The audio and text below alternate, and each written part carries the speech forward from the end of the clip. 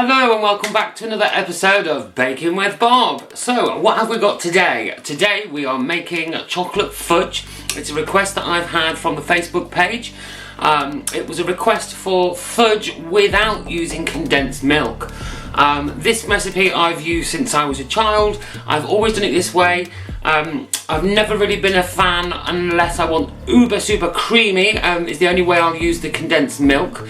Condensed milk is renowned for being a quicker way of making it, but I'm going to show you a method that is just as quick, if not quicker, or the same amount of time. So, what are we going to do? We're going to wash our hands to start with, so let's get on with that. Whew. Okay, so hands washed. You have to excuse my isolation hair, I desperately need a haircut. So, what will we need to get started? So we will need 250 grams of dark chocolate. We'll also need a tablespoon of unsalted butter. We're going to need 4 tablespoons of double cream. We're going to need 2 teaspoons of flavouring, so you can use your vanilla, orange, I'm using caramel today, but any liquid flavour that you prefer. And you're going to want 200 grams of icing sugar. Now this recipe is super quick, super easy, won't take long at all. What else will we need? What we're going to want, I'm going to use, where is it, a loaf tin, because it makes them nice and thick. What I've done as per usual is I've put a little bit of grease in the bottom, put my baking paper on the top just to hold it into place. We're not going to be using the oven. For this next step, you can use a double boiler, which is a saucepan with some water in with a bowl on the top, and let the steam create the heat to do this. Or you can use the microwave. Now I'm going to use the microwave, but you do have to be careful. We need to make sure that we don't burn it or put it in for too long. So 15 to 20 second blasts at a maximum. So let's get started. First ingredient. So first ingredient is the chocolate. So I have my 250 grams of dark chocolate in here, preferably above 70% cocoa mass.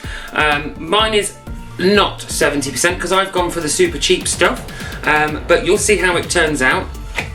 What I've also got in here as well is a pinch of salt, especially because I'm doing caramel, but salt with all bakers, everybody knows it helps bring out the flavours. So into there, what we're going to want to put is a knob of butter, or 15 grams of butter, and then you're going to want to put in 4 large tablespoons of double cream. So there we go, there's 1,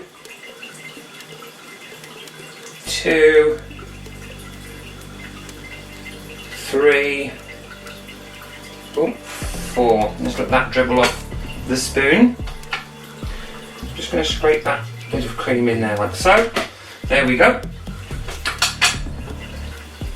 And then we're going to put this into the microwave, like I say, for 20-second blasts at a maximum. Give it a bit of a stir and continue until all the butter and the chocolate is melted and it's all mixed in together. So into the microwave we go.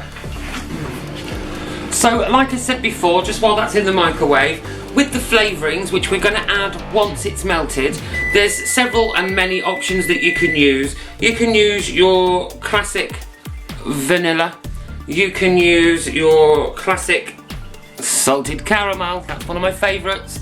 Another good one that goes with this is orange essence, because obviously chocolate orange. You can do peppermint, which will give you more of a after 8 style, an after 8 style minty chocolate. You can use almonds if you want it to taste obviously almondy or marzipan-y.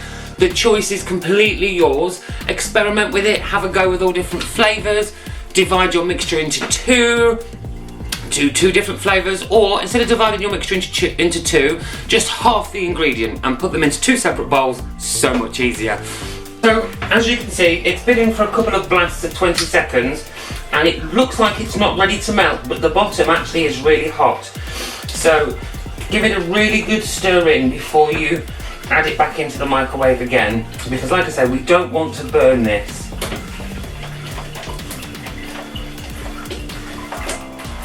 Now as you can see with mine, I might not even need to re-add this to the microwave because it's still melting within its own heat.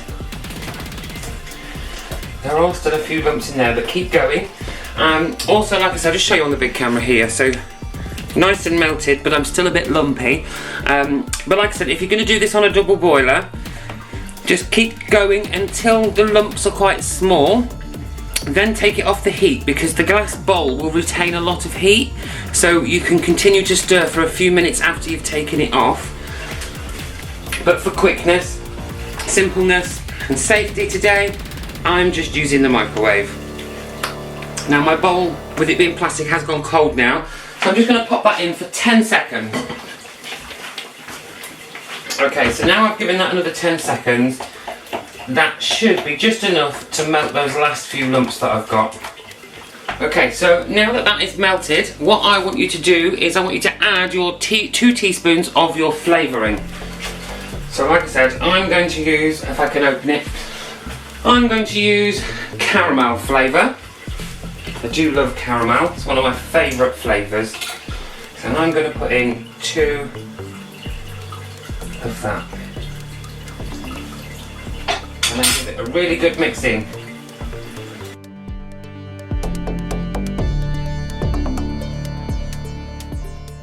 There we go. Then following on from that, you're going to want to get your icing sugar, and you're going to want to get a sieve and sieve all of your icing sugar into your chocolate mix. Being careful not to let any lumps through. And your icing sugar is what's going to help this to set and sweeten all at the same time.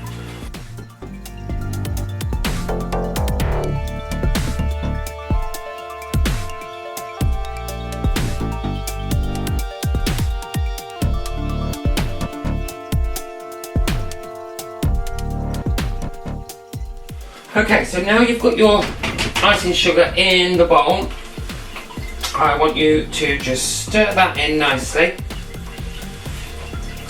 until it's all really well mixed in. It will start to thicken, which is exactly what we want.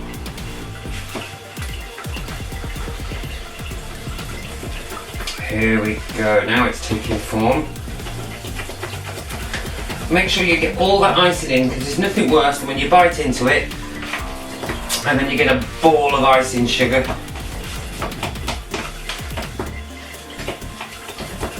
And there we go, that is looking about ready to me. So I'll just show you this quickly on the big camera.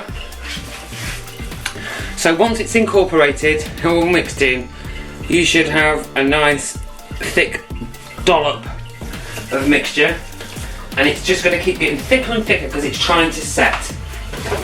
So what you want next is your loaf tin that's lined, and what we're going to do is we're going to scoop all of this out into that lined tin.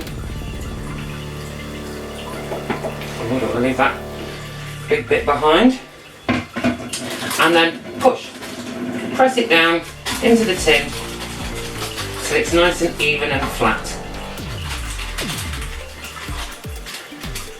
There we go.